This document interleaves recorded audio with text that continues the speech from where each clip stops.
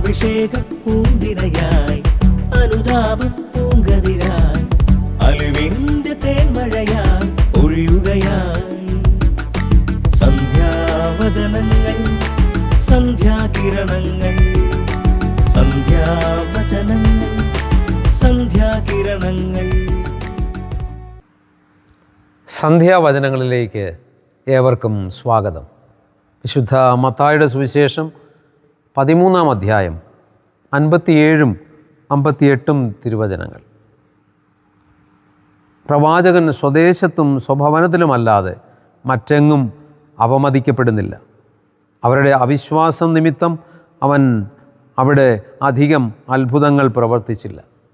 ഈശോ തൻ്റെ സ്വന്തം നാട്ടിൽ ചെന്നപ്പോൾ ഈശോയ്ക്കുണ്ടായ വിഷമകരമായ അനുഭവമാണ് വചനത്തിലൂടെ വെളിവാക്കുന്നത്.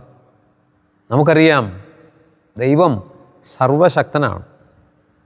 സർവശക്തനായ ദൈവത്തിന് എന്തും സാധ്യമാണ്. പക്ഷെ തിരുവചനം പറയുന്നു, മനുഷ്യൻ ദൈവത്തോട് സഹകരിക്കാതെ പോകുമ്പോൾ ദൈവം അവിടെ അശക്തനായി മാറും. ഈശോ തൻ്റെ സ്വന്തം നാട്ടിൽ ചെന്നപ്പോൾ മുൻവിധിയോടെ കർത്താവിനെ ആ നാട്ടുകാർ അവിശ്വസിച്ചു.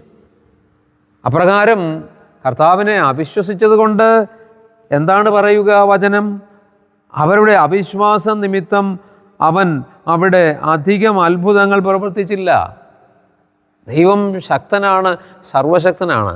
പക്ഷേ ആ സർവശക്തനായ ദൈവത്തിൻ്റെ പ്രവർത്തികൾ നമ്മിൽ യാഥാർത്ഥ്യമാകണമെന്നുണ്ടെങ്കിൽ നമ്മിലെ വലിയ ശക്തി ഉണരണം. ആ വലിയ ശക്തി മറ്റൊന്നല്ല, ദൈവത്തിലുള്ള ദൃഢമായ വിശ്വാസം തന്നെയാണ്. അതുകൊണ്ട് എൻ്റെ പ്രിയ സഹോദരരെ, ദൈവത്തിൻ്റെ പ്രവർത്തികൾ നമ്മിൽ സജീവമാകാൻ നമുക്ക് ആത്മാർത്ഥമായി നമ്മിലെ ദൈവദാനമായ ദൈവവിശ്വാസത്തെ ആഴപ്പെടുത്തുന്നതിന്, ശക്തിപ്പെടുത്തുന്നതിന് ശ്രദ്ധിക്കാം. ഒരു നിമിഷം നമുക്ക് പ്രാർത്ഥിക്കാം. ഞങ്ങൾക്ക് വിശ്വാസമെന്ന ദാനം നൽകിയ കർത്താവെ, ഞങ്ങൾ അങ്ങയെ സ്തുതിക്കുന്നു. അവിടുത്തെ പ്രവൃത്തികൾ ഞങ്ങളിൽ സജീവമാകാൻ തക്കവിധം ഞങ്ങളിലുള്ള വലിയ ശക്തിയായ അങ്ങയിലുള്ള വിശ്വാസത്തെ ഉണർത്താൻ ഞങ്ങളെ അവിടുന്ന് പ്രാപ്തരാക്കണമേ. ഞങ്ങൾക്ക് വേണ്ടി എപ്പോഴും പ്രാർത്ഥിക്കുന്ന പരിശുദ്ധ അമ്മേ, മാർ യൗസേപ്പ് പിതാവേ, സകല വിശുദ്ധരെ മാലാഖമാരെ ഞങ്ങൾക്ക് വേണ്ടി പ്രാർത്ഥിക്കണമേ. ആമേൻ.